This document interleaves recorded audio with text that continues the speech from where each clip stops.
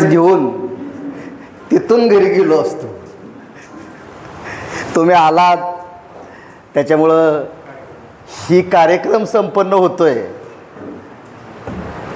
जे नाहीत त्यांना भविष्य काळामध्ये पुढच्या काळामध्ये याचं महत्त्व कळेल. काही वेळेस उशीर झालेला असेल. त्याचं उदाहरण तुम्हाला सांगतो.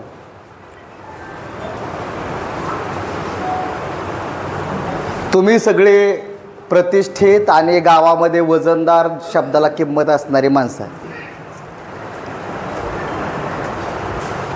ह्याच कायदा आहे तर इतर कायद्यांच्या संदर्भातली सुद्धा परिस्थिती तुम्हाला चांगली गावातली माहिती असते. पण बहुतांश वेळा आपण ग्रामसेवक असतो, तलाठी असतो किंवा पोलीस पाटील असतो म्हणून आपल्याला जे खरं दिसतंय ते खरं सुद्धा म्हणता येत नाही. आपल्या नोकरीमुळं किंवा कामामुळं शांत बसावं लागतं किंवा हो पण नाही आणि नाही पण नाही अशी पण भूमिका आपल्याला घ्यावी लागते. आणि मनातल्या मनात का होईना पण आपण म्हणतो की हे चुकीचं आहे बरं का, पण मला बोलता येईना झालंय.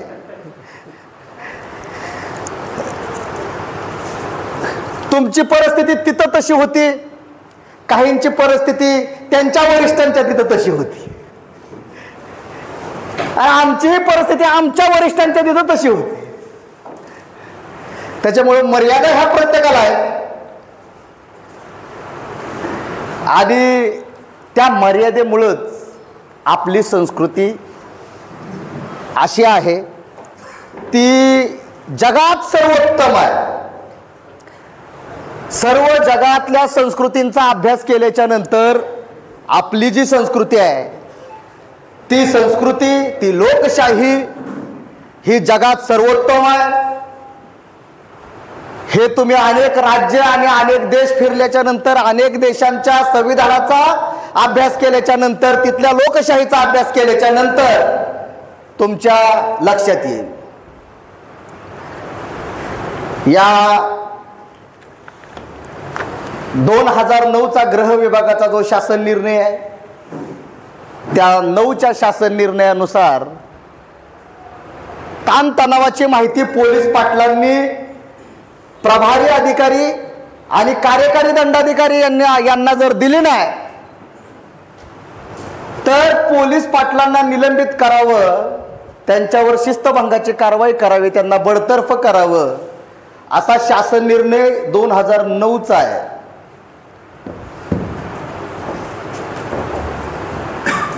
त्याच्यामुळं मीटिंगमध्ये आपले काही सदस्य मुद्दे मांडत असतात, शासन निर्णय सांगत असतात, ते भांडत असतात. आज ही कार्यशाळा लावण्याचा उद्देश असा होता की ग्रामसेवकांना, तलाट्यांना आणि पोलीस पाटलांना आणि इतर विभागांना किमान त्यांच्या ज्या काही महत्त्वाच्या जबाबदाऱ्या आहेत त्या जबाबदाऱ्या त्यांना कळाल्या पाहिजेत. प्रतिबंधात्मक उपाययोजना झाल्या पाहिजेत. गुन्ह्याचं प्रमाण कमी झालं पाहिजे. गावात शांतता, सलोखा, जातीय सलोखा अबाधित राहिला पाहिजे. हॅलो. आणि त्यामुळं ही कार्यशाळा आयोजित केलेली आहे. हॅलो. 2009चा जो शासन निर्णय आहे तो BDO साहेब तुमच्या व्हॉट्सअपच्या ग्रुपला सगळ्यांना पाठवतील. त्या शासन निर्णयानुसार जिल्हाधिकाऱ्यांनी एक आदेश काढला आणि त्या शासन निर्णयाप्रमाणे कार्यवाही करा असा एक आदेश काढला.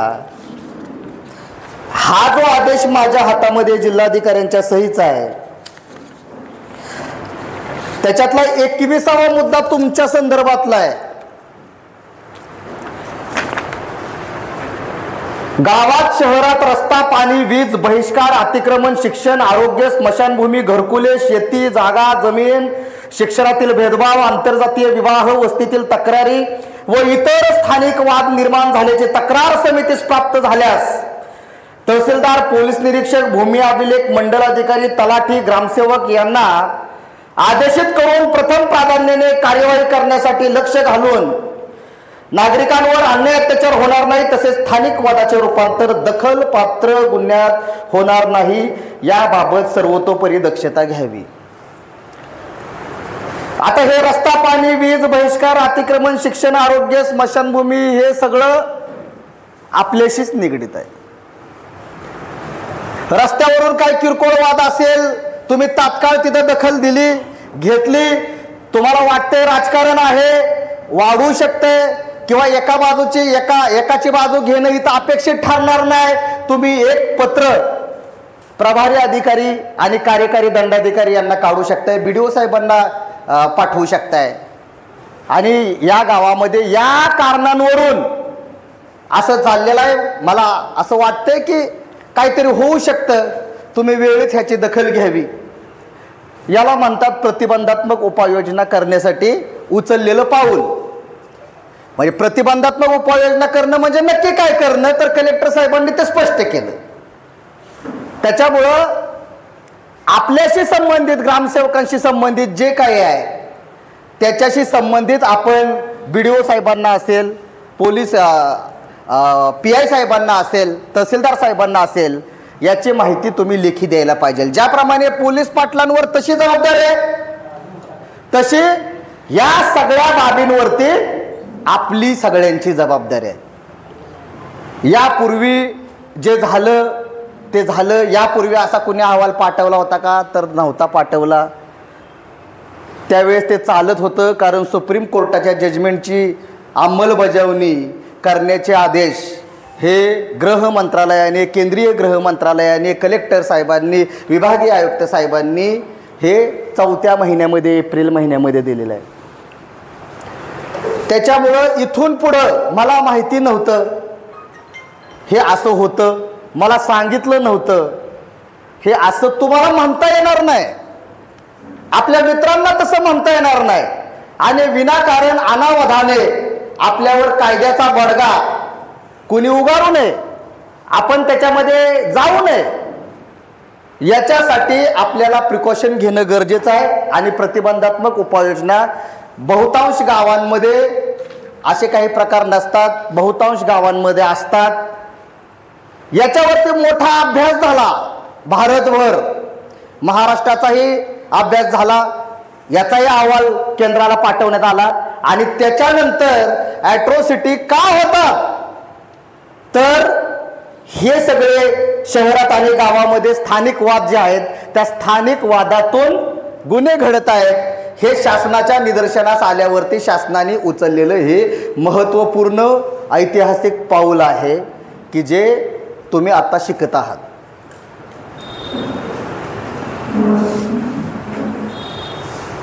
जिल्हाधिकारी आणि पोलीस अधीक्षक आणि पोलीस आयुक्त यांना निलंबित करण्यात यावं, त्यांच्यावर वेगळं दोषारोपपत्र दाखल करावं, असं सर्वोच्च न्यायालयाने निकालामध्ये आरुमुगम सर्वईच्या सांगितल्यानंतर विभागीय आयुक्तांनी आणि मंत्रालयाने हा जजमेंटची अंमलबजावणी करा म्हणून 36-37 जिल्हाधिकाऱ्यांना आदेश दिल्याच्या नंतर खाली स्थानिक प्रशासनाने स्थानिक वादाचं रूपांतर गावामध्ये जर वेळेत लक्ष नाही दिलं तर त्याची जबाबदारी जिल्हाधिकारी, पोलीस आयुक्त आणि पोलीस अधीक्षक यांनी का घ्यावी, अशी चर्चा विभागीय आयुक्त लेवलला झाली. कारण गावात काय घडतंय हे वरती कलेक्टर साहेबांना, SP साहेबांना आणि CP साहेबांना कसं माहिती असेल. आणि त्यामुळं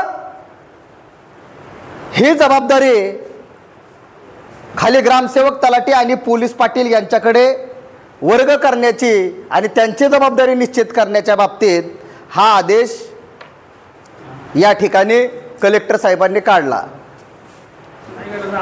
असू द्या, काय अडचण नाही. माझी सुद्धा इथंच उभा राहून, म्हणजे इथंच उभा राहून हे सांगायची 4थी वेळ आहे आणि 4थी वेळ आहे माईक बंद पडायची. त्याच्यामुळे मला ही सवय होऊन गेलेली आहे या सभागृहाची. हरकत नाही, टेक्निकल बाबा गोष्टी होत राहतात. म्हणून तुम्हाला सगळ्यांना आपापली जबाबदारी फार खूप मोठं लय मोठं भाषण द्यायचं आणि मग ते 3-1-1 3-1 झेडसी 3-1 बी काय आहे हे काय आहे ते काय आहे. साधं 2 माणसं कुणी उभं राहावं, 2 माणसं कुणी. मी तुम्हाला कोणाला प्रश्न नाही विचारत, साहेब उभं राहा, तुम्ही बी उभं राहा. आता हे देशपांडे आहेत, हे कांबळे आहेत. नाही तुम्ही कांबळे आहे, आता हे देशपांडे आहेत. देशपांडेंनी कांबळेंना कानाखाली मारलेली आहे आणि कांबळेंनी पोलिसांकडे जाऊन गुन्हा दाखल केलेला आहे आणि पोलिसांनी गुन्हा दाखल केलेला आहे. ॲट्रॉसिटी ॲक्टची कलमं लागलेली आहेत. पण देशपांडेंनी जातीवाचक शिवीगाळ केलेली नाही. मारहाण झालेली आहे, म्हणजे चापट मारलेले आहे. एका गावातील आहेत. तर आता कांबळेने जाऊन गुन्हा दाखल केलाय. गावात सगळीकडे चर्चा झालेली आहे की कांबळेने गुन्हा दाखल केलेला आहे. तर कुणी कुणावरती ॲट्रॉसिटी केली असा माझा तुम्हाला प्रश्न आहे. बाकीच्यांना ॲट्रॉसिटी कुणी केली असा माझा प्रश्न आहे. चुकू द्या, चुकला तरी.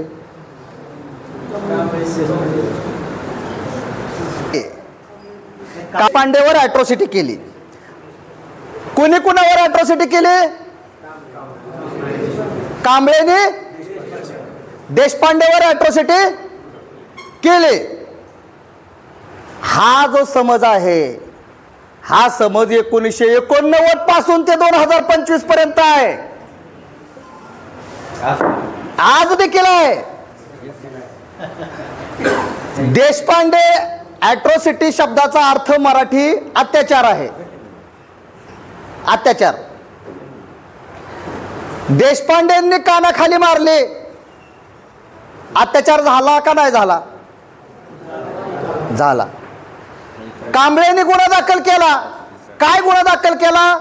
त्यांनी मला कानाखाली मारले असं सांगितलं. पोलिसांनी गुन्हा दाखल करून घेतला आणि गावात सगळीकडे असं चाललंय की कांबळे ॲट्रॉसिटी करून आलाय. घराघरात सगळीकडे चर्चा अशी चालली की कांबळेने ॲट्रॉसिटी केली. काही पोलीस बी असं म्हणते ते की कांबळेने ॲट्रॉसिटी दाखल केली. हीच अशी म्हणत नाही, ते सरकारी वकील सुद्धा कोर्टात गेल्यावर म्हणतोय कांबळे आणताना कांबळेने ॲट्रॉसिटी केली नाही का? पण देशपांडेने केली असं कोणच म्हणत नाही. हा, देशपांडे आरोपी आहे म्हणतायत.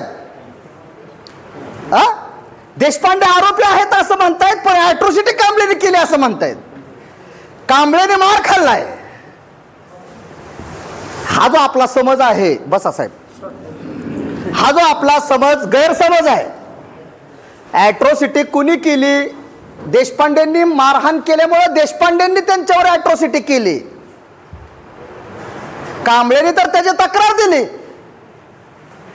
त्याच्यामुळे आज देखील गावामध्ये हा कांबळे आहे, हा भागवत आहे, हा गीते आहे, हे कोण आहे, त्यांनी गुन्हा दाखल करून आला की गावातला पाटील, पोलीस पाटील, तलाठी, कायद्याचा तज्ञ सुद्धा म्हणतोय की कांबळेनीच केली.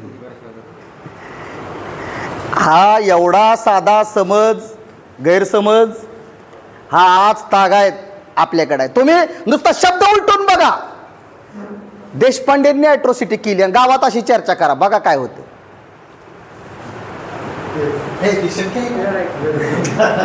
देशपांडे कसा करेल तुम्ही म्हणसाल? ते काय SC ST आहे का? अशी चर्चा होऊ शकते, असं होऊ शकतं.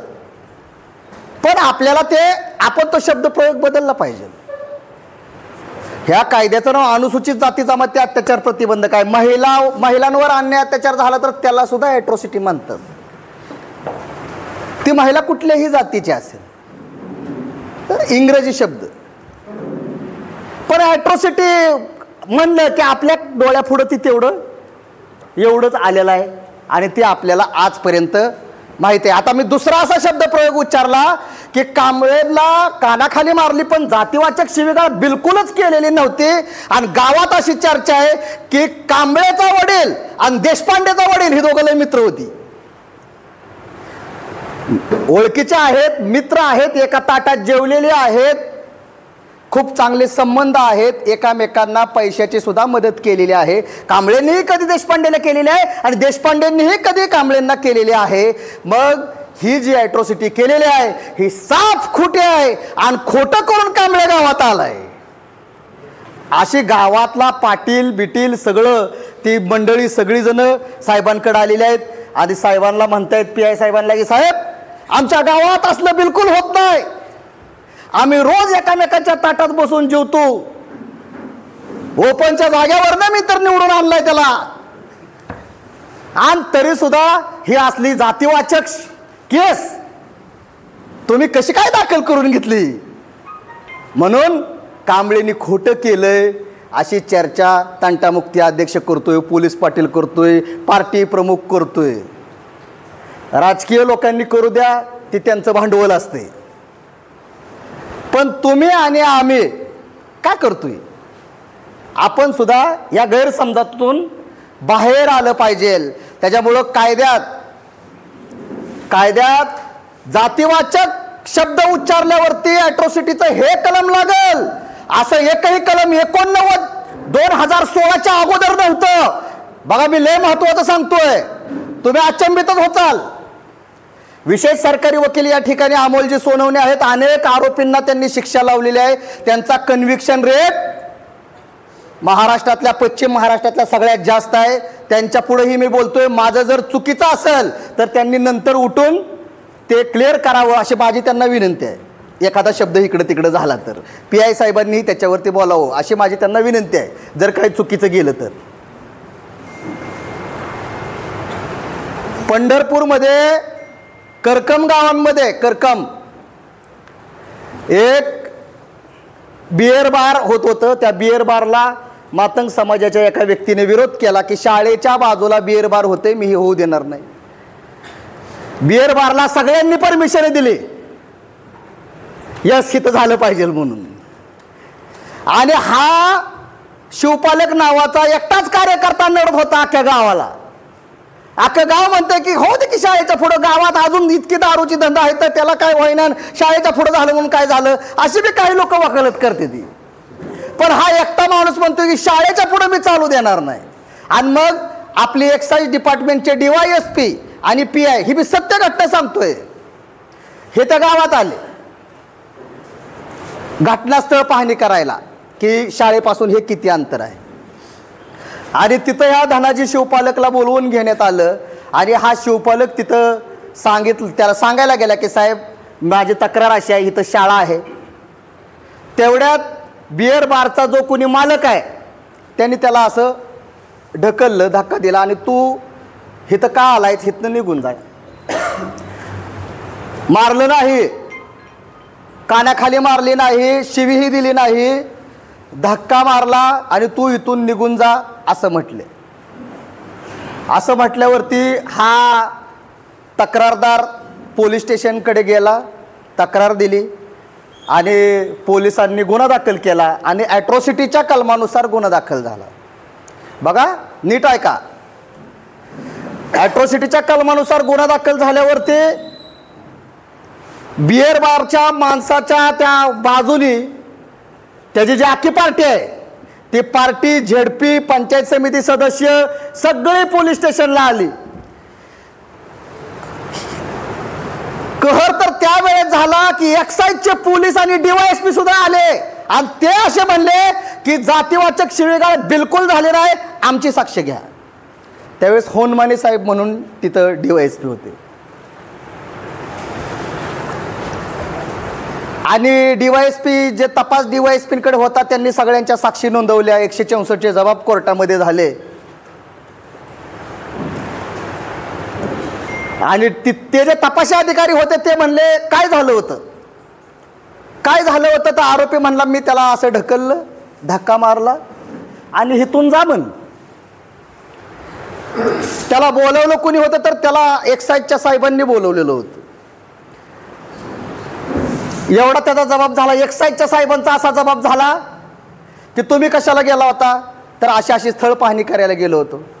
तिथं धनाजी शिवपालक आला आणि हा बिअरचा जो बारचा मालक आहे त्यांनी त्याला असा असा धक्का मारला आणि तुझा हेतून म्हणला. आणि आवर्जून साहेबांनी हे सांगितलं कोर्टाच्या पुढं की बिलकुल जातीवाचक शब्द कुठलाही उच्चारलेला नाही, त्याच्यामुळे ही केस खोटी आहे. त्याच्यावर कोर्ट न्यायमूर्ती साहेबांनी त्यांना असं म्हटलं की तुम्हाला मी विचारले घटना काय झाली, तुम्ही मला कन्क्लुजन सांगू नका, न्याय द्यायचं काम माझं आहे. मग त्यांनी घटना सांगितली. मग कोर्टांनी सांगितलं, सरकारी वकिलांनी सांगितलं, दोषारोप पत्र ज्या DYSP साहेबांनी पाठवलं त्यांनी सांगितलं की 4 चौघामध्ये त्याला धक्का मारणं हा तर अपमान आहे.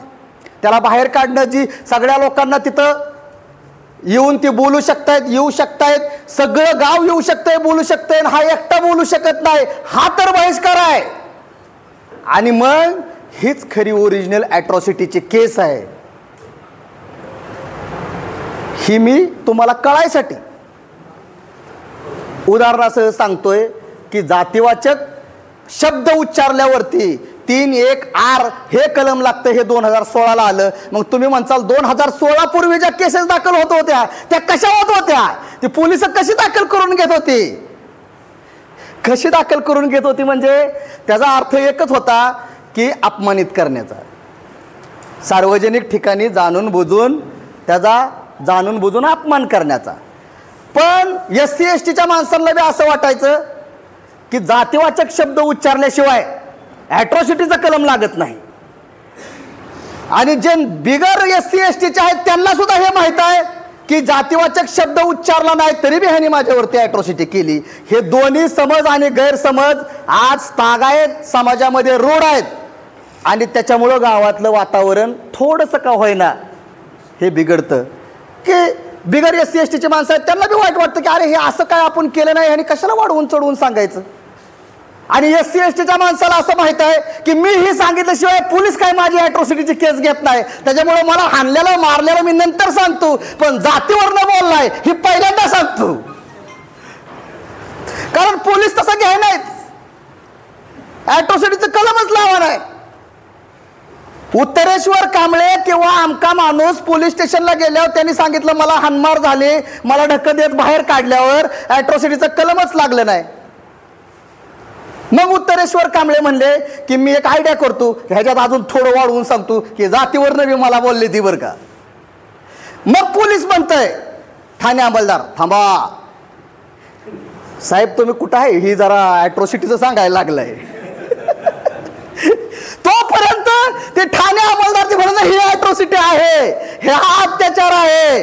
मग ते PI साहेब म्हणतंय अरे थांब मला तिथं येऊ दे, मला व्हेरीफाय करू दे, पोलीस पाटलाला विचारा, तलाट्याला विचारा, तिथं ग्रामसेवकांना विचारा गावात काय झालंय काय नाही, खरा प्रकार आहे की नाही. पण तोपर्यंत ठाणे अंमलदार PI आणि बीट अंमलदार त्याची दखल घेत नाही, त्याला काहीच वाटत नाही त्या गुन्ह्याचं. पण जेव्हा ते सांगतंय की मला जातीवाचक शब्द उच्चारला त्यावेळेस ही यंत्रणा अशी सतर्क होती. ती सतर्क कधी झाली पाहिजे, त्या अगोदरच सतर्क झाली पाहिजे, पण ते नंतर सतर्क होती. मग PI साहेबांना जर 3-4 तास उशीर झाला, ते कुठं कायदा सुव्यवस्थेमध्ये आहेत, मोर्चामध्ये आहेत, कुठं मीटिंगमध्ये आहेत, महत्वाच्या तपासामध्ये आहेत, तर त्या ठाणे अंमलदारला त्याची जरी किती प्रामाणिक इच्छा असेल गुन्हा दाखल करून घ्यायची, तरी तो प्रभारी अधिकारी आल्याशिवाय ते गुन्हा दाखल करून घेणार नाही. मला साहेबांनी सांगितलंय तू मी आल्याशिवाय काय करू नको. तो एकच उत्तर देणार, जरा बाहेर बसा, थांबा, एखाद्या खोलीत थांबा, साहेब आल्यावर साहेबाच्या पुढे उभा करतो, तिथून पुढं तुमचं तुम्ही. मला साहेब सांगितलं दाखल कर, यस सर, नको कर, नाही करत सर. मग त्यांनी काय का बघा ना, दिवसभर ठोकं दिलेलं त्याला बघू द्या, रक्त आलेलं बघू द्या, त्यांनी यादी देऊ द्या, सगळं बघू द्या त्या ठाणे अंमलदारने. पण ते घाबरून किती जरी प्रामाणिक, जसं गावात तुमची तिथं परिस्थिती तशी होती तुमची, तशी ठाणे अंमलदारची परिस्थिती त्या पोलीस स्टेशनमध्ये तशी होती. मी जरी ठाणे अंमलदार म्हणून बसलो, माझी सुद्धा परिस्थिती तशी होणार. आणि क्वचित एखाद्या ठाणे अंमलदाराने कर्तबगिरी दाखवली आणि गुन्हा दाखल केला तर त्याला रोषाला सामोरं जावं लागलं. PI साहेब DYSP का आम्हाला काय विचारू, तुला थांब म्हणलं होतं, काय गडबड केली. दोन्हीकडून त्यांचं बरोबर, ही वस्तुस्थिती आहे. कायद्याला अभिप्रेत काय आहे? आला माणूस, गुन्हा दाखल करा, हे करा, ते असं करा. वस्तुस्थिती भारतभर ही वस्तुस्थिती आहे हे आपल्याला माहीत आहे. आणि त्याच्यामुळं जर का विलंब झाला, गुन्हा दाखल करायला विलंब झाला, तर हा 4-5 तासाचा विलंब हा लगेच कळत नाही. पण केस निकाली लागताना ज्यावेळेस केस निर्दोष होते आणि विलंबाचं कारण हे स्पष्ट करून सांगता येत नाही. कुठलाही पोलीस तपासामध्ये असं म्हणत नाही की मी यायला उशीर झाला, मी थांबा म्हणलो होतो म्हणून गुन्हा दाखल करायला उशीर झाला. विलंबाचं कारण फिर्यादीमध्ये, पुरवणी जबाबामध्ये, दोषारोप पत्रामध्ये जर योग्य आलं नाही आणि सरकारी वकिलाला जर ते प्रूव्ह करता आलं नाही विलंबाचं कारण, तर एवढ्या कारणावरून 70% केसेस या निर्दोष झालेल्या आहेत. असा पोलीस महासंचालकांचा अभ्यास आहे. त्याच्यामुळं पोलीस महासंचालकांनी एक आदेश काढला की त्यांनी आदेश काढला म्हणजे कशावर काढला? जे अमेंडमेंट आले, जे राजपत्र आलं, जो आदेश आला, सुप्रीम कोर्टचे जजमेंट आले, त्याच्यावरती त्यांनी सांगितलं की 18A संशोधित अधिनियमाचा माणूस पोलीस स्टेशनला आला की त्याची तक्रार दाखल करून घ्यायची, तपास DYSP साहेबांकडे द्यायचा आणि मग त्याची इन्क्वायरी सुरू होईल. असा हा कायदा आहे. त्याच्यामुळं 1-2 शब्द गैरवापराचे आले. त्याच्यामुळं मी तुम्हाला पंढरपूरचं आणि ते उदाहरण दिलं की अनुसूची जी आहे, ॲट्रॉसिटी कायद्यामध्ये एक अनुसूची आहे. अनुसूची म्हणजे कलमांची अनुसूची. त्या कलमांमधलं कुठलं जरी कलम लागलं तरी ॲट्रॉसिटी ॲक्टचा 3(2)VA हे कलम लावायचा, हे बंधनकारक आहे. मग 506 आणि 323 ही 2 कलम त्याच्यामध्ये आहेत की जो 323 आणि 506 आला की अदखलपात्र गुन्हा इकडे दाखल होतो. जसा आपण पहिला IPC म्हणायचो, आता तो BNSS आलेला आहे तसा. पण जर तो माणूस SC-STचा असेल, बिगर SC-STच्या माणसाने त्याच्यावरती धाक, दपटशा, धमकी किंवा 323 किरकोळ असं जर काय केलेलं असेल तर ॲट्रॉसिटी ॲक्टचा 3(2)VA हे कलम लावणं बंधनकारक असल्यामुळं ॲट्रॉसिटीचं कलम लागतोय. त्या नाही म्हणजे ते लागतंय, पण देशपांडेंना असं वाटतंय की हे कलम जे माझ्यावरती पोलिसांनी लावलेलं आहे हे चुकीचं आहे, कांबळेने केस खोटी केलेली आहे आणि म्हणून गावातलं वातावरण तसं होतं. कायदा आणि सुव्यवस्था, एखाद्या केसमध्ये शिक्षा लागली तर शिक्षा का लागली याचा सुद्धा शासनाचा अभ्यास झालेला आहे आणि शिक्षा का लागली नाही ह्याचा सुद्धा अभ्यास झालेला आहे.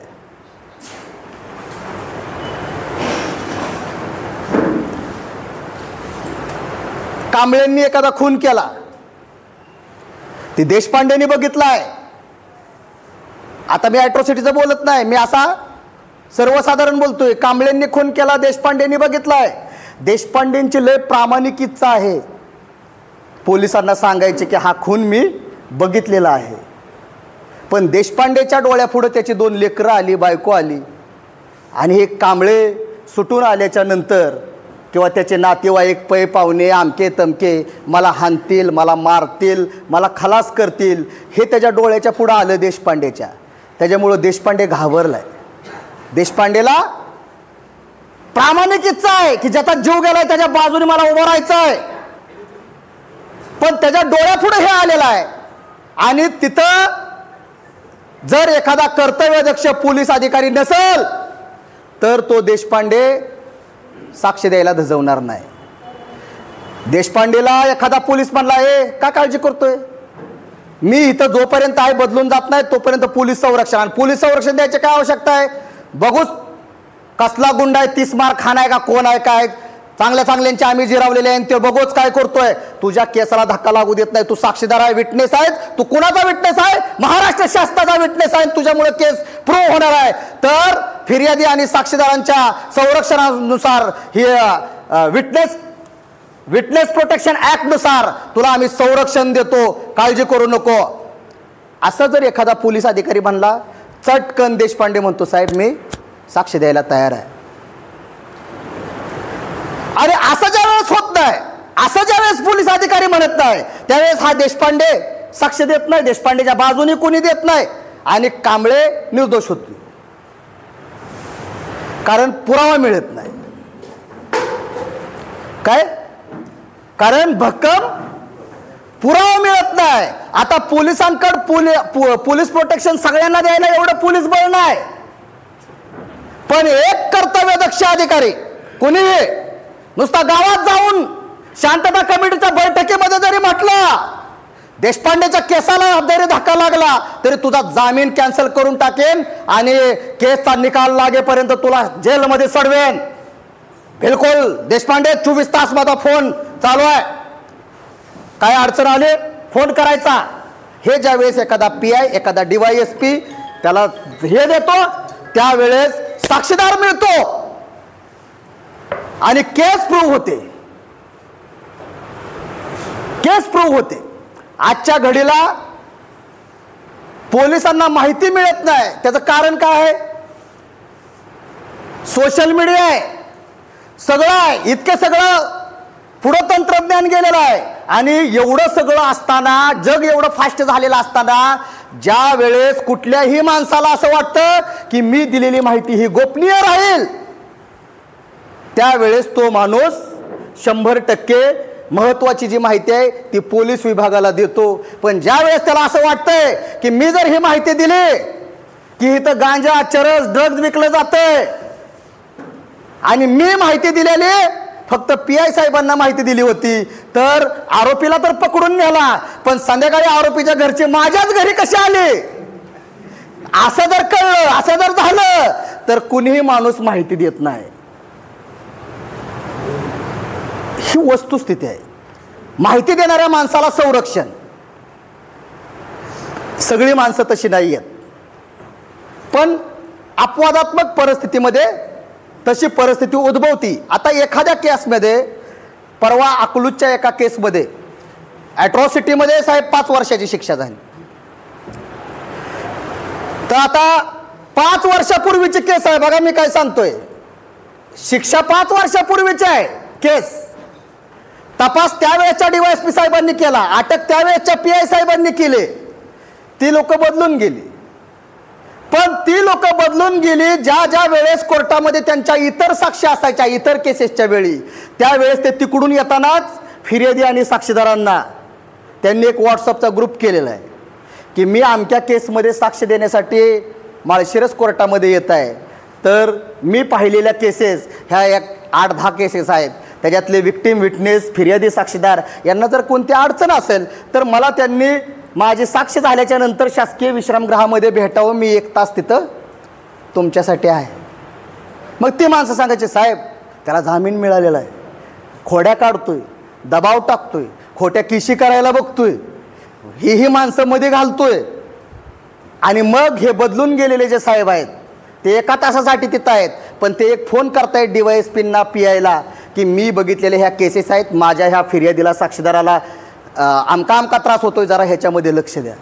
आणि मग ती लोक ती जायचे. मग जे इथले PI DYSP आहेत ते संवेदनशील व्हायचे आणि ते म्हणायचे तुम्ही मला ऑफिसमध्ये या, काय अडचण आहे, आणि ते अडचण दूर करायचे. त्याच्यामुळे ते फिर्यादी, साक्षीदार अजिबात फुटले नाहीत. का फुटले नाहीत? तर त्यांच्या पाठीमागं पोलीस संरक्षण न देता तर आम्ही तुमच्या पाठीमागं आहे, काळजी करू नका, जे जे कायदेशीर सगळं करता येईल ते सगळं करू, असं म्हणल्यामुळं आरोपीला 5 वर्षाची शिक्षा झाली. ज्या DYSPंनी तपास केला त्यांचं तर अभिनंदन केलंच लोकांनी, जनतेने. ज्या सरकारी वकिलांनी केस बघितली त्यांचं केलं पहिल्या 5 वर्षापूर्वीच्या, पण जे आता आहेत त्यांचं का केलं असेल तर त्यांनीही फुटू दिलं नाही.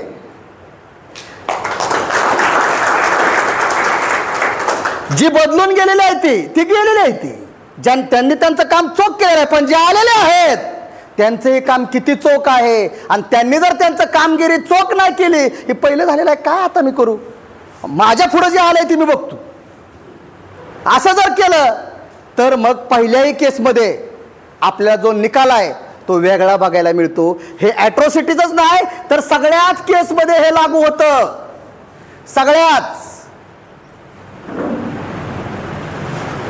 त्याच्यामुळं पोलीस पाटील, ग्रामसेवक आणि तलाठी यांची भूमिका किती महत्त्वाची आहे, एक साक्ष किती महत्त्वाची ठरू शकते, निर्दोष माणसाला वाचवू शकते, ज्याने गुन्हा केलेला आहे त्याला शिक्षा लावू शकते। म्हणून आता आम्ही किती जण आहे, 1 2 3 4 जण आहेत। 4 केसेस कोर्टामध्ये आलेल्या आहेत। कशाला? केस चालवायला आल्यात, केस सुरू झाली आपण ज्याला म्हणतो, कोर्टात बोर्डावर आली। पहिली केस निर्दोष झाले, सरकारी वकील साहेब केस बघतायत, चार्जशीट कोर्टामध्ये आहे आणि निर्दोष अशी झाली की फिर्यादी म्हणला असं काय घडलंच नाही, माझी कोऱ्या कागदावरती सही घेतली, साक्षीदार पण फुटला आणि म्हणून ती केस निर्दोष झाली। दुसरी बी केस तशीच झाली। आता दुसरी केस तशी झाल्यावरती जो सरकारी वकील आहे ते बदलून गेले आणि तिथं दुसरा सरकारी वकील आलाय। त्या दुसऱ्या सरकारी वकिलांनी अभ्यास केला की पहिली केस का गेली, कसं काय फितूर झालं, आणि हा दुसरा माणूस सरकारी वकिलांकडे आल्यावरती ह्याच्या बोलण्यावरनं त्या सरकारी वकिलांना वाटलं ही बी फुटणारच आहे बरं का। मग ह्यांनी काय केलं, त्याला समजावून सांगितलं की बाबा रे, तू जर फुटला तर तुझ्यावर कारवाई होईल, मी तुझ्यावर खटला दाखल करेन, तू सरकारी पक्षास अनुरूप अशी साक्ष दिली पाहिजे, जे पहिले सांगितलेलं आहे ते आता सांगितलं पाहिजे, असं प्रेमाने मी तुला सांगतोय। पण तू जर प्रेमाने ऐकत नाहीस तर मात्र मला कायद्याचा धाक काय असतो ते तुला दाखवावं लागेल। तरी देखील हा बाहेर गेला आणि म्हणला मला सरकारी वकिलाने असा दम भरलाय, काय करू मला काय कळा नाही, गावात गेलं तर ही अशी म्हणते ती, हिथं आलं तर सरकारी वकील असं म्हणतंय। मग आरोपीच्या वकिलांनी त्याला असं सांगितलं, तुला काय होत नाही, काय काळजी करू, कारण आरोपीला काही करून वाचवायचं आहे आरोपीच्या वकिलाला। म्हणून ह्याला पुन्हा एकदा त्यांनी ब्रेन वॉश केला आणि लावला, नेहमीप्रमाणे हा फुटला। 2 ते 3 प्रश्न सरकारी वकिलांनी विचारले की तू कोर्टाला विनंती केली की साहेब हा मला सरकारी पक्षास अनुरूप अशी साक्ष देत नाहीये, मला याची क्रॉस घ्यायची आहे, ह्याला हॉस्टाईल डिक्लेअर करा, मला याची क्रॉस घ्यायची आहे। कोर्ट त्याला हॉस्टाईल डिक्लेअर करते आणि क्रॉस घेते। क्रॉस घेतल्याच्या नंतर कोऱ्या कागदावरती सही घेतली, त्यावेळेस तू कुठं तक्रार केलीस का? नाही केली। समाज कल्याणचं अनुदान तुझ्या खात्यामध्ये पडल्यावरती नको म्हणलास का? हे अनुदान माझं नाही असं म्हणलास का? समाज कल्याणची मदत मिळण्यासाठी तू कागदपत्र दाखल केली होती का? केली होती। ह्या 2-3 प्रश्नांमध्येच जज साहेबांच्या लक्षात येतंय की हा फितूर झालेला आहे आणि याच्यावरती कारवाई करावी असं सरकारी वकिलांनी मागणी केल्यावरती कोर्ट कारवाई करण्याच्या संदर्भातला खटला दाखल करते। आणि मग त्याच्यामुळं काय झालंय, ह्या केस मधला एक जण फुटलाय पण बाकीचं कोणच फुटा नाही। आता का फुटा नाही तर पेपरला बातमी आली की अमक्या केसमध्ये साक्षीदार फुटला, सरकारी वकिलाने असा युक्तिवाद केला आणि त्याच्यामुळे फितूर घोषित करून आता त्या जो कोणी फुटलाय त्यालाच 5 वर्षाची शिक्षा होणार आहे, त्याच्यामुळे बाकीचे आम्ही आता कोणी फुटणार नाही असा मेसेज सगळीकडे गेलाय आणि मग ही केस शिक्षा लागली त्याच्यामध्ये। मग आता अशा 10 जरी केसेस निर्दोष झाल्या तरी सरकारी वकिलाला काहीच वाटेना झालं, या सरकारी वकील अभ्यासच करेना झालंय। का असं होतं? घोडं कुठं पेंड खातं, केसेस कशा निर्दोष होतात हे तुमच्या लक्षात येईल। कांबळेंनी केस केली आणि त्यांनी ती केस खोटी आहे असं नाही। कांबळेंनी त्याच्यावरती जो अन्याय केस झाला ते त्यांनी सांगितला, तपास चांगला झाला, तपासचं चार्जशीट कोर्टामध्ये गेलं, कोर्टात केस सुरू झाली, केस सुरू झाल्यावरती सरकारी वकिलांनी जे काम करायला पाहिजे ते काम केलं नाही, केस निर्दोष झाली। केस निर्दोष होण्याचे अनेक कारण आहेत पण एकच कारण सांगितलं जातं की फिर्यादी आणि साक्षीदार फुटला। पण पण फिर्यादीला पोलीस संरक्षण दिलं का? नव्हतं दिलं. फिर्यादी तुमच्याकडे 4 वेळा आला, साक्षीदार तुमच्याकडे आला, जी पीडितेवरती ज्या बलात्कार झालेला आहे ते पीडित आले, मला गावात राहू देण्यात झाले, ते माझा रस्ता बंद केलेला आहे, माझं दळणवळणाचं साहित्य बंद केलेलं आहे, मी काय करू? मी आरोपींच्या विरोधामध्ये साक्ष देऊ, गावात राहू का काय करू? त्यावेळेस तिथं बदलून गेलेली माणसं तर बदलून गेलेली आहेत, पण त्या ठिकाणी PI, DYSP, तहसीलदार आणि प्रांत ह्यांची BDOंची जी जबाबदारी आहे ती जबाबदारी ही आहे की त्या गावातलं वातावरण तर चांगलं ठेवायचं आहे, पण त्या पीडिताला कुठल्याही जाती धर्माचा असो त्याला संरक्षण द्यायचं आहे, त्याला संरक्षण द्यायचं आहे, कायद्याने त्याच्या बाजूला उभं राहायचं आहे. कायद्याने मी अशा अनेक केसेस बघितलेल्या आहेत, खुनाच्या, हाफ मर्डरच्या, अनेक की ज्याच्यामध्ये पोलीस संरक्षण नाही, पण DYSP साहेबांच्या जीवावर, पोलीस निरीक्षकांच्या जीवावर नाही, आमचे साहेब लय चांगले आहेत. आमच्या साहेबांनी मला सांगितलंय, वा तुला जर काय गावात त्रास झाला तर येऊन तक्रार दे, मी कुणाची खैर करणार नाही. त्यावेळेस केसचा निकाल हा विपरीत वेगळा लागतो. गावातलं वातावरण म्हणजे अन्याय करायचा, अन्याय झाल्यावरती त्यांनी मार बी खायचा, आणि मार खाऊन त्यांनी पोलीस स्टेशनला आल्यावर त्याच्या विरोधात काही लोकांनी यायचं आणि मग ते ऐका नाही, ती गुन्हाच दाखल करतोय म्हणल्यावरती तो आला का, ते कोणाचाच ऐका नाही, आला का त्याला ठोकं दिलं, त्याला मारलंय, तो रक्तबंबाळ झालाय, तो दवाखान्यात गेला, तरी तुम्ही कोणी त्याचं लक्ष दिलं नाही. ती पोलीस स्टेशनला आला, तक्रार दाखल करायला आल्यावर तुम्ही जागृत झाला, आणि तुम्ही जागृत झाल्यावरती आता तुम्ही म्हणताय की हा अशी केस करतोय म्हणून. एखाद्याचं दमन करून म्हणजे तू मार खाल्लाय तर मार खाच, पण गावातलं वातावरण चांगलं राहू दे, ह्याला कायदा आणि सुव्यवस्था म्हणत नाही. ती तुझं रक्त निघलंय तर निघू दे, तुझ्यावर बहिष्कार पडलाय तर किती दिवस पडेल, महिना 2 महिने, नको त्या वाटेने जाऊ, दुसरीकडनं जा. ह्याला काय म्हणतात? अन्यायाला अजून अन्याय करणे. पण तुझ्यावर अन्याय झालाय, तक्रार दाखल कर, तुझ्यावर दबाव येतोय, केस दे, अर्ज दे, चौकशी करतो, कारवाई करतो, आणि मग पुढं कोणी जरी असला त्याला म्हणतात कायदा, कायद्याची अंमलबजावणी. तारेवरची कसरत होते कधी माहित आहे का? ज्या वेळेस सगळी दुनिया विरोधात असते, ज्या वेळेस सगळे विरोधात आहेत आणि एकटा माणूस त्या गोरगरिबाच्या बाजूनी, ते कुठल्याही जाती धर्माचा असेल, त्याच्यावर अन्याय झालेला आहे, त्याच्या बाजूने ज्या वेळेस ती उभा राहतो ना एखादा माणूस, तिथं त्याची परीक्षा असते, आणि 10 गावात मिळून एखादाच माणूस तसा असतो, 20 गावात 50 गावात एखादाच तसा माणूस असतो, त्याच्या विरोधात सगळी यंत्रणा व्यवस्था विरोधामध्ये असते. लाखों की भीड़ के सामने अकेला खड़ा होना मतलब आंबेडकरवादी होना. तुम्ही गावागावामध्ये जाचाल, पहिली माणसं अशी होती ज्यांच्या शब्दावरती भांडणं थांबायची, परत अजिबात गावात काय होत नव्हतं.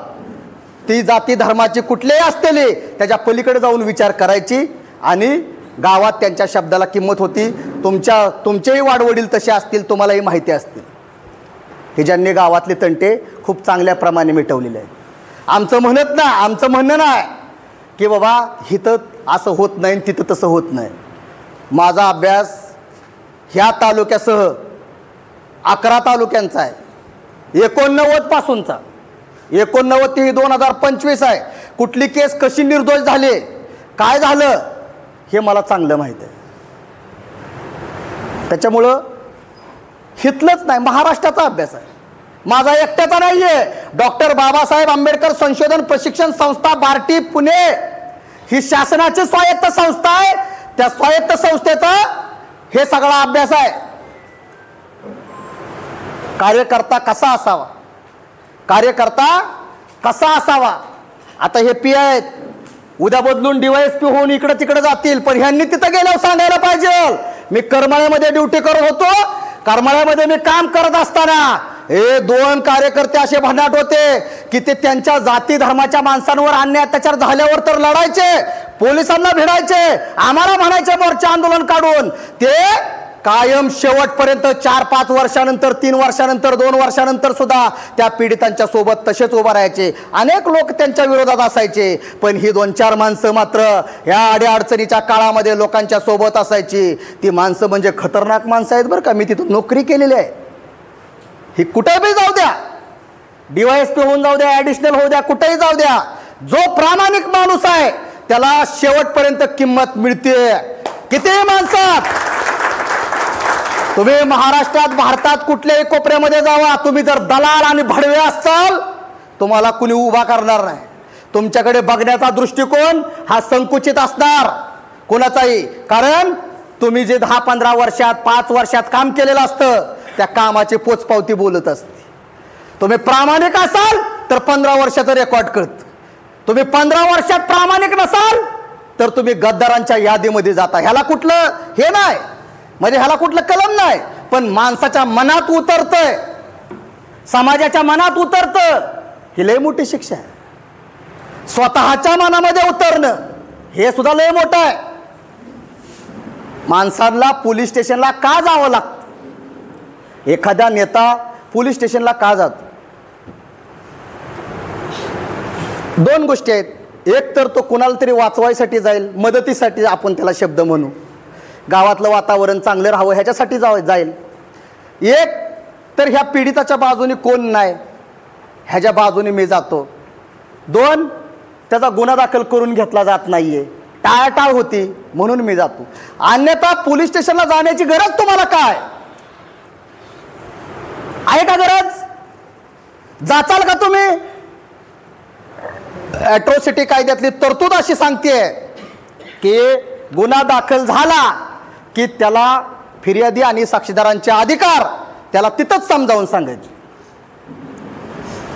मग वकील साहेब ही जबाबदारी कोणाची आहे? पोलिसांची आहे. तुम्ही जर सर्वे केलात, एक 15 फिर्यादी तुम्ही आणले आणि त्या 15 फिर्यादींना तुम्ही विचारलं की तू गुन्हा दाखल करताना तुला तुझे अधिकार सांगितले का? गुन्हा दाखल झाल्यावर सांगितले का? 24 तासात सांगितले का? 48 तासात सांगितले का? 2 महिन्यात सांगितले का? तर त्याचं उत्तर नाहीच येणार. त्याला लय प्रामाणिक माणूस असावा लागतो. दुनिया काय म्हणते ते मला माहिती नाही, पण माझं कर्तव्य हे म्हणते हे मला माहित आहे, असाच तो माणूस असावा लागतो. आणि अनेक पोलीस असे आहेत, आम्ही डोळ्यांनी बघितलेले आहेत महाराष्ट्रामध्ये. अनेक त्याला घरी जातानाच ती म्हणते मला माझ्या साहेबांनी हे सांगितलंय बरं का, हे सगळं असं असं मला ते अधिकार आहेत. घरी जाताना म्हणते. मी वरिष्ठांच्या बाबतीतलं इथं बोलणार नाही. ते वरिष्ठ ज्या वेळेस येतील त्यांच्या दालनामध्ये आपण बोलू, कलेक्टर साहेबांना भेटून बोलू, आयुक्त साहेबांना भेटून बोलू, ह्यांना बोलू. तुमची कसोटी लागते कधी?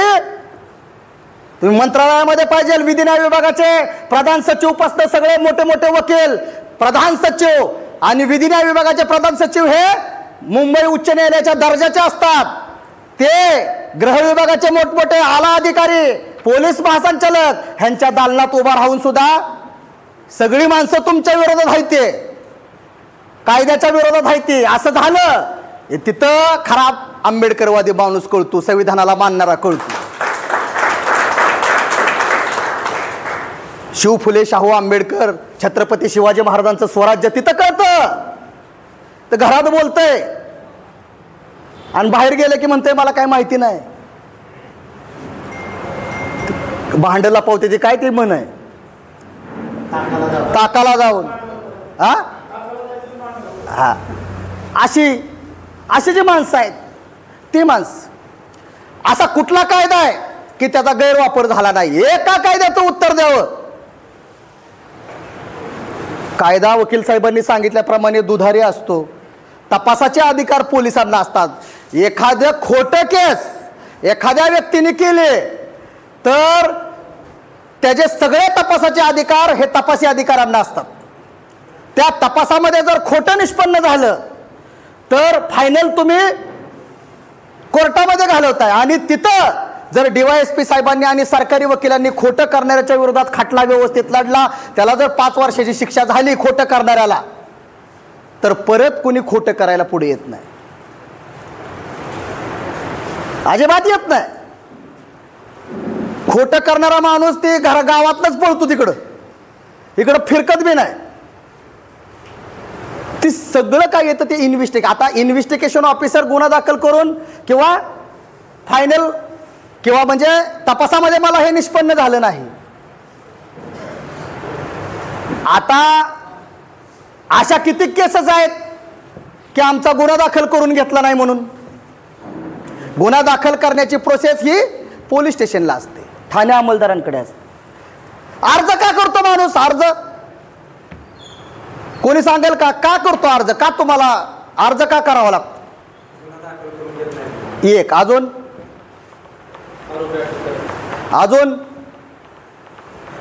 म्हणजे तुम्हाला तुमची फिर्याद दाखल करून घेतली तर तुम्हाला अर्ज करायची गरज काय? बघा मी काय सांगतोय नीट आहे. काही माणूस ज्या वेळेस कुठलाही माणूस कुठेही अर्ज करू द्या, राष्ट्रपतींकडे करू द्या, संयुक्त राष्ट्र संघांकडे करू द्या, पण तो अर्ज बरोबर चौकशीसाठी पोलीस स्टेशनला येतो. थोडा वेळ लागेल पण बरोबर येतो. बरोबर आहे काही? तुम्ही गेला असाल की पोलीस स्टेशनला अर्ज केल्यावरती चौकशीला, मी तुम्हाला प्रश्न विचारत नाही. तुम्ही पोलीस स्टेशनला गेल्याच्या नंतर तुमचा जो जबाब आहे तो जबाब पोलीस निरीक्षक, API किंवा ठाणे अंमलदार ह्यांनी घ्यायचा नाही आहे. ॲट्रॉसिटीमधली 5(3) ही जी कलम आहे ते कलम क्लिअर सांगतंय की गुन्हा दाखल करून घेतला नाही किंवा त्याला अपशब्द वापरलेले आहेत, अर्जाची चौकशी हे DYSP साहेबच करतील. बघा आता हे तुम्ही SP साहेबांकडे अर्ज केला, SP साहेबांकडून DYSP साहेबांकडे आला, PI साहेबांकडे गेला, तो बीट अंमलदारांकडे गेला किंवा PI साहेबांनी चौकशी केली किंवा ठाणे अंमलदारांनी केली. ठाणे अंमलदार नाही करू शकत पण बीट अंमलदार करू शकतो. आणि मग चौकशी करून गुन्हा दाखल झाला, पण चौकशी कोणी केली? बीट अंमलदारांनी केली आणि त्यानंतर गुन्हा दाखल झाला. चौकशी कोणी केली? API साहेबांनी केली. चौकशी कोणी केली? PI साहेबांनी केली. आता जो तज्ज्ञ वकील आहे तो कोर्टामध्ये एवढंच विचारतो की तुम्ही अर्ज केला होता, ह्या अर्जाची चौकशी कोणी केली? ते फिर्यादी बी सांगते, तक्रारदार बी सांगते की माझ्या अर्जाची चौकशी हे बीट अंमलदारांनी, API साहेबांनी किंवा PI साहेबांनी केली. आणि गुन्हा दाखल झाल्यानंतर ते DYSP साहेबांकडे गेला, तिथंच संपली केस. तुमची केस. तुम्हाला जे आनंद झालेला असतो, मी एवढा संघर्ष केला, मी उपोषणाला बसलो, मी आंदोलन केलं, मी मोर्चा केला आणि मग गुन्हा दाखल झाला, पण चौकशी कोणी केली अर्जाची, निवेदनाची? जर DYSP साहेबांच्या दर्जाच्या छोट्या अधिकाऱ्यांनी जर चौकशी केली असेल आणि अर्जाचे गुन्हा दाखल केला असेल तर 5(3) या तरतुदीचं उल्लंघन झालेलं असतं. त्याच्यामुळं गुन्हा दाखल करतानाच तुमची प्रोसेस रॉंग झालेली असते. ती प्रोसेस रॉंग झाल्याच्या नंतर तुम्हाला लगेच कळत नाही. केस बोर्डावरती आल्यावरती आणि निर्दोष झाल्यावरती तुम्ही म्हणता माझा सरकारी वकील फुटला. ती फुटलेला नसतो, हे अगोदरच सगळं फुटून सगळं जिकडील तिकडं झालेलं असते. म्हणून जे कोणी कार्यकर्ते आहेत त्यांना हे कळलं पाहिजे की 5(3) नुसार अर्जाची चौकशी DYSP साहेबांनी करावी. वकील साहेब तर प्रसन्नजित नाईक नवरे साहेब आहेत. ह्या सगळ्या गंभीर बाबी आहेत. ह्या सगळ्या गंभीर बाबी आहेत. DYSP साहेबांनी जर खाली अर्ज पाठवला तर खालचा जो अधिकारी आहे तो DYSP साहेबांना कसं म्हणायचं की ते माझे वरिष्ठ आहेत? PI साहेब कसे म्हणू शकतील किंवा ते की साहेब चौकशी तुम्हीच करा ना? ह्या कायद्यामध्ये अशी तरतूद आहे. एक वरिष्ठ असल्यामुळे ते तसं बोलता येत नाही, पण तुम्हाला माहिती असलं पाहिजे. तुम्ही अर्जामध्ये तसं लिहिलं पाहिजे की 5(3) नुसार साहेबांनी माझी चौकशी करावी. ह्या एवढ्या सगळ्या गंभीर बाबी ज्या असतात की केसेस जातात कशा, केसेस शिक्षा कशा लागतात, हे एवढ्याच गोष्टीने जात नाहीत. ह्याला अनेक गोष्टी असतात. त्याच्यामुळं कांबळे खोटा नसतो. कांबळेने केलेली केस खोटी नसती, त्याला अनेक गोष्टी कारणीभूत असतात. गेली अनेक वर्ष, 15-17 वर्ष झाली, आम्हाला कसल्याही प्रकारचं मानधन नाही ही बोलायला. 1 रुपया ह्यालाही निधी नाही. महाराष्ट्रात कुठेही जातो आम्ही, आम्हाला जी आपल्याला रस्त्यावरती आम्ही लढणारी माणसं आहे, जे रोजचे अनुभव येतात ते बोलतो, ज्या कायद्यातल्या तरतुदी आहेत ते सांगतो. काही वेळेस तुम्ही होतं, काही वेळेस युक्तिवाद होतो, करणं गरजेचं आहे. काही वेळेस एखाद्या माणसाला पटत नाही, तो माणूस, लोकशाही आहे, सांगितलं पाहिजे, बोललं पाहिजे, विचारलं पाहिजे, विचारून घेण्याची सवय पाहिजे. आरोप हो दे झाले तर सांगायला आपण खंबीर आहे ना, सांगितलं पाहिजे. कदाचित आपण सांगतोय तीच बरोबर आहे असंही नसतंय, त्याची दुसरी बाजू असते, आपल्याला एक बाजू दिसते, पोलिसांना दुसरी बाजू माहिती असते, नंतर चौकशीनंतर पुढे त्या दोन्ही गोष्टी येतात. ह्या सगळ्या गोष्टी त्याला कारणीभूत असतात. ही जी परिस्थिती आहे आजची, ही महसूल सप्ताह आहे म्हणूनच आज माणसाची गर्दी आहे असं बिलकुल नाही. मी इथं 3ऱ्यांदा आलोय, त्यावेळेस काही महसूल सप्ताह नव्हता, पण तरी सुद्धा ह्या कायद्याकडे बघण्याचा दृष्टिकोन असाच आहे. म्हणजे कलेक्टर SP-नी 24 तासाच्या आत व्हिजिट करायला पाहिजे, ती व्हिजिट करत नाही. ती प्रांतांनी प्रत्येक महिन्याला बैठक घ्यायला पाहिजे, ती करत नाही. ती कार्यकर्त्यांना बोलायला संधी मिळाली, त्यांनी जी बोलायला पाहिजे ती बोलत नाही. ती म्हणजे ही यंत्रणा तशी नाही, माणूस सुद्धा तसा आहे.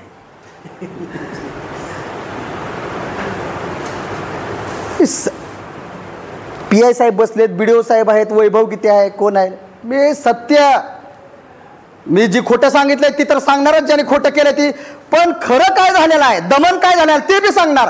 कुछ भी होने दे, सामने कोई भी हो, SP हो, कलेक्टर हो, IG हो, DG हो, कुछ भी, कोई भी हो.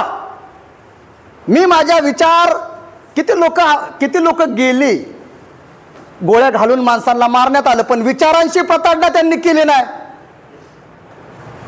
माणसं एका बाजूला झाली, गोळ्या घालून मारलं, कुटुंब वाऱ्यावरती गेलं, पण विचार सोडले का? कुणाला त्रास झाला नाही. छत्रपती शिवाजी महाराजांनी एवढा त्रास, संभाजीराजांनी एवढा त्रास तुम्हाला ना आम्हाला झालेला नाही. त्याचं तीळ मात्र सुद्धा त्यांच्या एवढा, राजा असताना महाराष्ट्राचं, मग त्यांना एवढा त्रास होऊ शकतो, तर आपण थोडा अजून काय उचलला म्हणून काय फरक पडतो? म्हणून राजा शिवछत्रपती महाराजांना आपण मानतो, त्यांचा न्याय आपण मानतो, तर राजासारखं वागायचं, राजासारखा न्याय करायचा, एका बाजूनी वागायचं नाही, बायस आपण राहायचं नाही. अन्याय अत्याचार काढणारा कुठला SC STचा असू दे नाही तर कुठला असू दे, त्याच्या बाजूने उभं राहायचं, आरोपीच्या विरोधामध्ये. की मला आता असं होईल, मी गावात गेल्यावरती तसं होईल, म्हणून तर अपवादात्मक तसा माणूस असतो. म्हणून तर लाखात, 2 लाखात, 50,000 एखादा माणूस तसा असतो. म्हणून तर बदल्या होतात. आपण ही यंत्रणा समजून घ्यायला पाहिजे. यंत्रणा DYSPंना, PIला चांगला कार्यकर्ता जर भेटला आणि तर त्यांनी पुरावे, एव्हिडन्स कलेक्ट करायला जर मदत केली, तर तो IO, मग ते हवालदार असू दे नाहीतर कुणी पण असू दे, त्या IOला इतका इंटरेस्ट येतो त्या तपासामध्ये की मला माणसं मदत करतायत, मला माणसं मदत करतायत. आणि माणसं मदत करतात, कधी करतात? त्या माणसावर जर काय अन्याय अत्याचार होत असेल, तो जर एकटा पडत असेल आणि गावात त्याला जर काय दहशतीच्या वातावरणामध्ये जगायची बारी आली, तर त्याला जपण्याची जबाबदारी ही पोलीस विभागाची असते. ते पोलीस विभाग ज्या वेळेस ते जपतो, त्यावेळेस खऱ्या अर्थाने माणसं उभा राहतात, माणसं उभा राहतात. ही जी SOP आहे, त्या SOP प्रमाणे तुम्ही तुमच्या गावामध्ये हे सगळं करावं. एका पोलीस पाटलावर मी असं बोललो, दोन्ही बाजूने आपण उभा राहिलं पाहिजे अन्याय ज्याच्यावरती झाल्यावरती. आणि खेड तालुक्यामध्ये एका पोलीस पाटलाचं निलंबन झालं ॲट्रॉसिटी कायद्याची. गावात ॲट्रॉसिटी झाली रस्त्याच्या कारणावरनं, आणि तिथं ताणतणावाची माहिती दिली नाही म्हणून ते निलंबित त्यांना करण्यात आलं. आता त्यांनी अशी ही केली की मला काही हे माहिती नव्हतं, आणि माझ्याकडेच ते आले पोलीस पाटील साहेब की गीते साहेब तुम्ही माझ्या बाजूने कलेक्टर साहेबांकडे चला. आता मीच भाषण करायला गेलोय, मीच तरतुदी सांगितल्या ते, मीच सांगतोय की 2009चा GR आहे आणि मीच कलेक्टर साहेबांच्याकडे गेलोय की साहेब ह्याला माहिती नव्हतं, त्यामुळे मलाच कलेक्टर साहेब म्हणले की तुम्ही कुठल्या तरी एका बाजूने उभं राहत जावा. आमचं म्हणणं असं होतं की ह्यांना तुम्ही सांगा की ही जबाबदारी आहे आणि ती जबाबदारी जर त्यांनी नाही पार पाडली तर तुम्ही त्यांच्यावर कारवाई करा. पण त्यांना माहीतच नाही की माझी ही जबाबदारी आहे आणि त्याच्या अगोदर जर तुम्ही त्यांच्यावरती कारवाई केली तर हे योग्य नाही, अशी भूमिका आमच्या सगळ्यांची आहे. ही जी कमिटी आहे, उपविभागीय दक्षता आणि नियंत्रण समिती, साहेब त्याचे सदस्य आहेत BDO साहेब. आर्टिकल 17 भारतीय संविधानातली कलम 17 ची तरतूद, अनुच्छेद 17 ची तरतूद, त्या अनुच्छेद 17 नुसार SC/ST प्रिव्हेन्शन ऑफ ॲट्रॉसिटीज ॲक्ट, त्याच्यानंतर त्याचं जे कलम 17 आहे कायद्यातलं ॲट्रॉसिटी ॲक्टच्या, त्याच्यात 17(1) मध्ये अमेंडमेंट झाली. जशी कलेक्टर साहेबांची दक्षता कमिटी आहे तशी ही दक्षता कमिटी झाली आणि म्हणून ह्या दक्षता कमिटीतलं हे जे इतिवृत्त आहे, प्रोसिडिंग आहे, ह्याच्या शब्दाला किंमत आहे, कारण हे संविधानिक दर्जाची कमिटी आहे, आर्टिकल 17 नुसार स्थापन झालेली. ह्याच्या शब्दाला एवढं महत्व आहे. त्याच्यामुळं आपापल्या ज्या जबाबदाऱ्या आहेत त्या जबाबदाऱ्या तुम्ही व्यवस्थित पार पाडाव्यात. तुम्हाला काहीही तुमच्यावरती होणार नाही. खोटं काय चुकीचं होत असेल, आमच्यासारखी सगळी माणसं तुमच्या सोबत आहेत. पण एकदा सांगितलं, दोनदा सांगितलं, तीनदा सांगितलं आणि मला आमका वाचवल, मला तमका वाचवल, ह्या भ्रमात जर तुम्ही पडला तर मात्र कारवाई होईल. शब्दांनी शब्द वाढतो, शहाण्यांना शब्दाचा मारा असतो, अशा प्रकारे तुम्हाला सांगण्यात आलेला आहे. यानंतर आपण ज्यावेळेस साहेब कार्यशाळा घेऊ त्यावेळेस अत्याचार पीडित, एक 6 महिन्यातले, एक वर्षातले, ज्यांच्यावर अन्याय झालेला आहे, ज्यांच्यावर खोटं झालेलं आहे, अशी माणसं सुद्धा आपण बोलूया, जेणेकरून त्यांना त्यांच्या ज्या अडचणी आहेत त्या आपल्या पुढे मांडता येतील, आपल्याला त्यांच्या अडचणी, आणि हे सगळा कायदा जो आहे तो त्यांनाही आपल्याला समजावून सांगता येईल की तुमचे अधिकार काय आहेत, तुम्ही काय केलं पाहिजे, कसं केलं पाहिजे, हे देखील आपल्याला त्यांना सांगता आलं पाहिजे. याच्या संदर्भामध्ये जवळपास 312 परिपत्रक अप्पर पोलीस महासंचालकांनी काढलेले आहेत. 312 ते तुम्ही जर महाराष्ट्र.गव्हर्नमेंट या वेबसाईटवरती गेलात, तिथं पोलीस महासंचालकांच्या वेबसाईटवरती गेलात तर ही परिपत्रकं PCR डिपार्टमेंटच्या ह्याच्यावरती तुम्हाला फ्री मिळतील. Atrocity tracking and monitoring system ATM हे आमच्या संघटनेने काढलेलं आहे. त्याच्यावरती तुम्हाला ॲट्रॉसिटी आणि त्याच्याशी संबंधित सगळी जजमेंट, FIR टू जजमेंट पर्यंत, पोलिसांनी काय करायचं, कुणी काय करायचं, कार्यकर्त्यांनी काय करायचं, ह्या सगळ्या जबाबदारीची जी PDF पुस्तक आहे ते तुम्हाला त्या ठिकाणी फ्री उपलब्ध होऊ शकतं. बाकीच्या ज्या तरतुदी, जे परिपत्रक आहेत ते सगळं आम्ही BDO साहेबांच्या मार्फत तुमच्यापर्यंत पोहोचवण्याची जबाबदारी आमची सगळ्यांची आहे. ते आम्ही सगळे हे करू. तुम्ही सगळे या ठिकाणी उपस्थित असल्यामुळं आणि आता महसूल सप्ताह सुरू असल्यामुळं मी एक 2-3 गोष्टी तुमच्या पुढं सांगतो, विनंती करतो तुम्हाला की अतिक्रमण नियमानुकूल करण्याचा जो जुना GR होता 2011 पूर्वीची अतिक्रमण, या बाबतीत नमुना नंबर 8 हा पाठीमागच तुम्ही सगळ्यांनी ऑनलाईन केलेला आहे किंवा स्कॅन केलेला आहे. जे स्कॅन केलेलं आहे त्याच्याबद्दल मी बोलत नाही, पण जे स्कॅन केलेलं नाही खरोखर 2011 पूर्वीचं आहे असं लय आहे. म्हणजे आता मी सरपंच आहे, माझी पार्टी आहे, तर मी माझ्या पार्टीच्या लोकांचं अतिक्रमण नियमानुकूल करण्याचं असेसमेंट सगळं त्यावेळेस हे केलेलं आहे, असं झालेलं आहे. पण मनामध्ये असा दृष्टिकोन न ठेवता सर्व जाती धर्माचा नागरिकांना हे अतिक्रमण राहण्यासाठी, त्यांनी एकर धरलंय आणि त्याचं सगळं अतिक्रमण नियमानुकूल कायद्याने होत नाही, पण राहण्यासाठी घरकुल मिळण्यासाठी, घरकुल आले पण त्याला जागा नाही, अशी अनेक लाभार्थी तुमच्याकडे आहेत, प्रत्येक गावामध्ये आहेत. याच्या संदर्भामध्ये अकलूज प्रांतांनी 2 आदेश पारित केलेले आहेत. एक 3 वर्षापूर्वी केलेला आहे, एक आता केलेला आहे. गायरान आणि गावठाणमधली 500 चौरस फूट जागा ही घरकुल बांधण्यासाठी देण्यात आलेली आहे. तुमचाही प्रस्ताव प्रांत साहेबांकडे गेलेला आहे, मला BDO साहेबांनी सांगितलेला आहे. तुम्ही सगळ्यांनी कार्यकर्त्यांनी ज्यांना घरकुल आलेला आहे परंतु जागा उपलब्ध नाही अशासाठी शासकीय गायरान गावठाण किंवा इतर विभागाची जी जागा आहे ती जागा त्याला कशी मिळेल प्राधान्याने याच्या संदर्भात रचनात्मक काम तुम्ही करा. एखाद्या माणसाला वंचित ठेवणं हे सुद्धा ॲट्रॉसिटी आहे. त्याचा तो अधिकार आहे पण त्याचा प्रस्ताव न पाठवणं हे सुद्धा ॲट्रॉसिटी आहे. त्याला त्या लाभापासून वंचित ठेवणं घराच्या हे सुद्धा ॲट्रॉसिटीमध्ये मोडतं. त्याच्यामुळं असं न होता तुम्ही अगदी चांगला विचार करून गावात कुणीही माणूस असा राहणार नाही. अवघड काही नाही, अवघड काही नाही. इतर जिल्ह्यांमध्ये झालेला आहे. जिल्हाधिकारी महोदय कुमार आशीर्वाद साहेब याच्यासाठी प्रचंड पॉझिटिव्ह आहेत.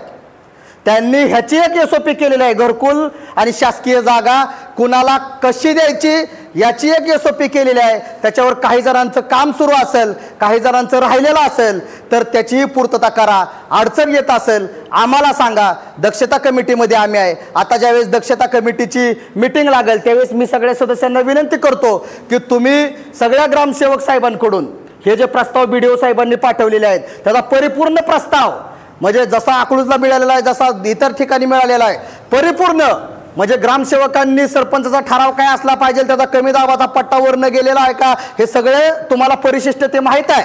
त्याच्यानुसार परिपूर्ण प्रस्ताव प्रांत साहेबांच्या पुढे मांडा. त्या बैठकीत जरी मंजुरी नाही मिळाली तरी गोरगरिबांची बाजू प्रभावी म्हणजे फक्त अन्याय अत्याचाराचंच बोलायचं ही एवढंच आपलं काम नाहीये.